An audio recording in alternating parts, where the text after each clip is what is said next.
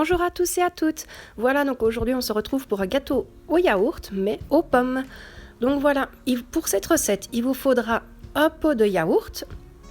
Le pot de yaourt vous servira de mesure pour tout le long de la recette. Et je garde toujours, comme vous pouvez voir, un pot de yaourt propre. Il est toujours nettoyé et mis dans mon armoire.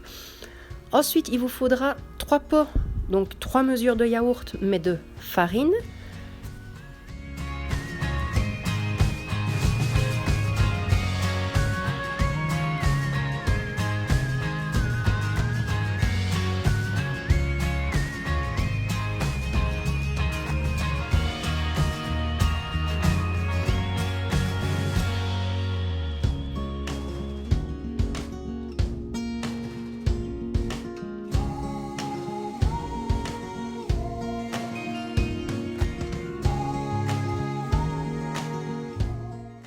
Ensuite, il vous faudra 2 mesures de yaourt, donc de sucre fin, du sucre blanc, ou maintenant si quelqu'un veut essayer avec du sucre rouge, je pense que c'est faisable aussi.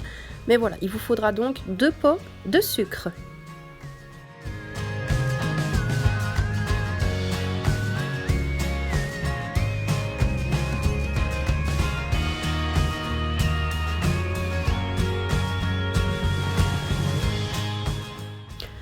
Ensuite, il vous faudra un demi-pot d'huile de tournesol.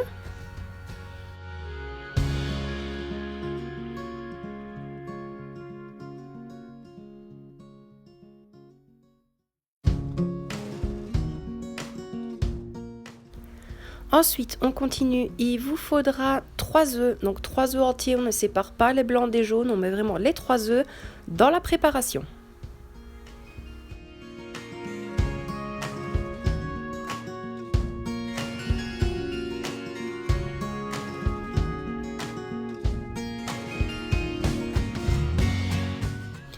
Et pour finir, vous allez ajouter un sachet de levure, donc ici c'est de la poudre à lever.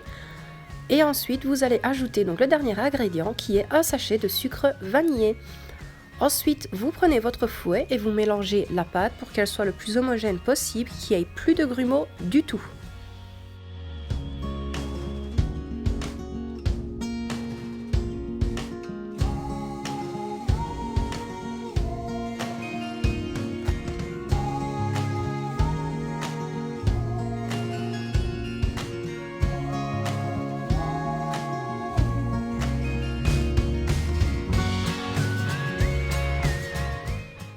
Une fois votre mélange fait, vous mettez le saladier de côté, vous prenez 2 à 3 pommes. Moi j'en avais pris 3 et honnêtement j'ai bien fait de ne pas découper la troisième, j'en avais largement assez avec 2. Donc voilà, tout bêtement, donc vous épluchez vos pommes, vous allez les couper en 4, vous allez bien enlever tout le milieu, les pépins, les petits morceaux durs. Et vous verrez par la suite que je vais les couper d'abord en plus gros morceaux et puis je vais les couper en plus petits pour les mettre dans la pâte. Mais je vous laisse voir tout ça en vidéo.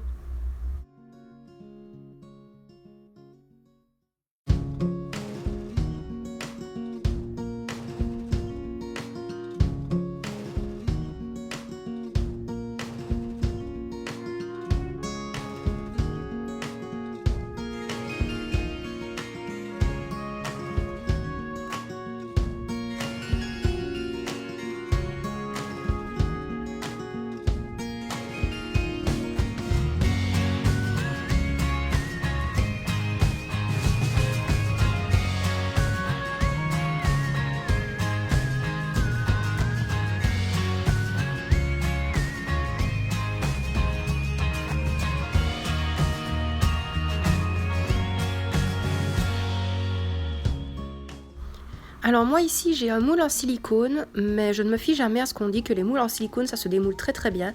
Donc je prends toujours un petit peu de beurre, je chemise tout mon moule. Ensuite je vais verser de la farine. Comme on voit presque sur toutes les vidéos de pâtisserie, je pense que je ne vous apprends rien. Et ensuite je pourrai verser la pâte dans mon moule. Voilà. Ensuite, dès que la pâte sera bien mise dans le moule, moi je tapote un tout petit peu le moule, comme ça la pâte est bien homogène, elle est bien répartie partout entièrement dans le moule. Ce n'est pas parce que le moule est rond que la pâte peut être mise correctement partout. Donc je racle bien tout ce qu'il y a dans mon saladier, on ne perd rien, aucun gâchis. Voilà, je tapote mon moule et ensuite vous voyez, Excusez-moi, je suis encore un petit peu malade. Donc vous voyez que je coupe d'abord des grosses lamelles donc de pommes. Je vais d'abord essayer de faire tout le tour du gâteau et puis en fait je me rends compte que j'ai largement encore place pour faire des plus petits morceaux. Donc ce que je vais faire ensuite, dès que tous les morceaux vont être mis, je vais les enfoncer un petit peu dans la pâte. De un, pour ne pas qu'ils soient trop au-dessus et que fatalement ils brûlent un petit peu, on va dire comme ça, pendant la cuisson. Mais aussi pour en avoir un petit peu partout dans le gâteau, pour ne pas en avoir que sur le dessus.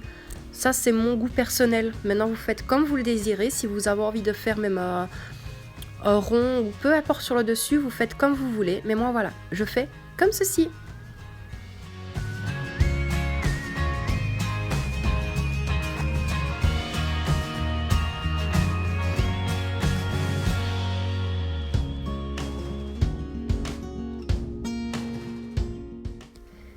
Et voilà, maintenant direction le four qui a été préchauffé dès le début de la recette à 180 degrés. Et c'est parti pour une cuisson entre 30 et 35 minutes. Vous vérifiez toujours à l'aide de votre couteau. Donc voilà, je vous dis à tout de suite.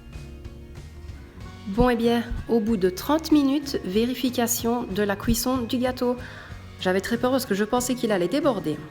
Donc voilà, toujours la petite astuce de la lame de couteau que l'on trempe dans le gâteau. Ou plutôt que l'on insère dans le gâteau, il ressort sec, c'est que le gâteau est cuit. Le résultat, voilà, le gâteau est bien cuit.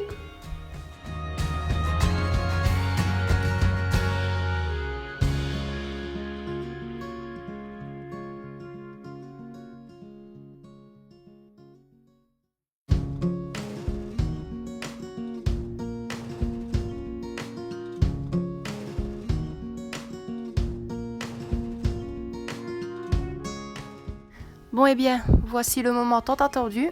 Déjà, il ne colle pas aux parois du moule, donc je suis déjà très contente. Maintenant, il ne reste plus qu'à voir si le gâteau se démoule et si possible en un seul morceau.